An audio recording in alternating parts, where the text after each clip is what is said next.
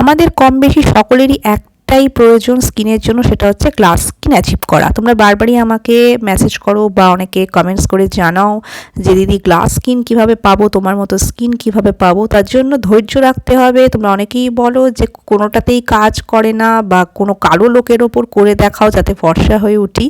এসব কিছু ছেড়ে এই ঘরোয়া ফেসিয়ালটা ট্রাই করে দেখো। প্রথমে ক্লেনজারের জন্য আমি নিয়েছি এখানে বেসন আর সামান্য রোজ ওয়াটার।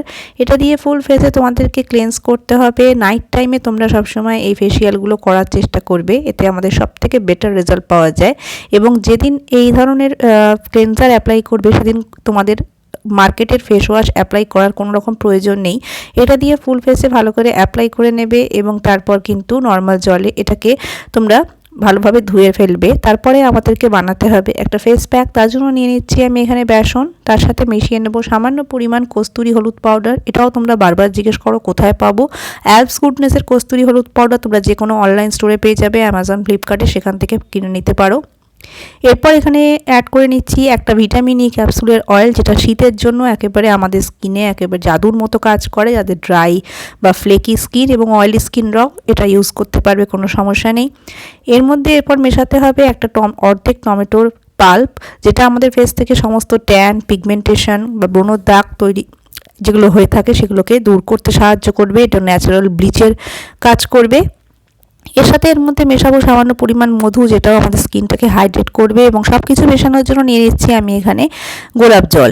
এরপর আমি ফুল ফেসে এই প্যাকটাকে অ্যাপ্লাই করব এবং এভাবেই কিন্তু প্যাকটাকে ফুল ফেসে ভালো করে থিক লেয়ারে অ্যাপ্লাই করবে, কোনো রকম কঞ্জুসি করবে না।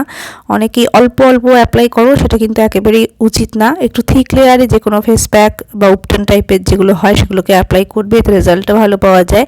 এভাবে অ্যাপ্লাই করে 10 থেকে 15 মিনিট এভাবে ছেড়ে দেবে, যতক্ষণ পর্যন্ত না এটা সম্পূর্ণরূপে ড্রাই হয়ে যায়। আর একটা কথা বারবার বলবো, সব কিছুই একটু ধৈর্য ধরে করতে হয়। তোমরা বলো একদিনেই কোনো রেজাল্ট পাচ্ছি না, আপনার মতো স্কিন হচ্ছে না। এটা কিন্তু একদিন স্কিন কেয়ার করলেই তোমরা যে একেবারে গ্লাস স্কিন পেয়ে যাবে সেটা কখনোই না। ধৈর্য ধরে মাসের পর মাস, বছরের পর বছর তোমাদেরকে ট্রাই করতে হবে, তবেই কিন্তু তোমরা এই ধরনের গ্লাস স্কিন অ্যাচিভ করতে পারবে। এরপর 15-20 মিনিট রেখে দেবে, শুকিয়ে যাবে যখন, এরকম দেখতেই পাচ্ছ কীরকমভাবে শুকিয়েছে। তারপর নর্মাল জলে ওয়াশ করে নেবে, দেখতে পাবে ইনস্ট্যান্ট স্কিন কী হারে গ্লো করছে। ময়শ্চারাইজার অ্যাপ্লাই করতে একেবারেই ভুলবে না, টোনার এবং ময়শ্চারাইজার কখনো স্কিপ করবে না, অলওয়েজ তোমাদেরকে সাজেস্ট করি। এবং দিনের বেলা অবশ্যই সানস্ক্রিন অ্যাপ্লাই করবে, নাহলে কিন্তু ফেসিয়াল করার কোনো যুক্তি থাকবে না। সো এভরিডে বেসিসে সানস্ক্রিন, ময়শ্চারাইজার অ্যাপ্লাই করবে। এবং আজকের ভিডিও ভালো লাগলে লাইক, শেয়ার এবং সাবস্ক্রাইব বা ফলো করতে ভুলো না। বাই।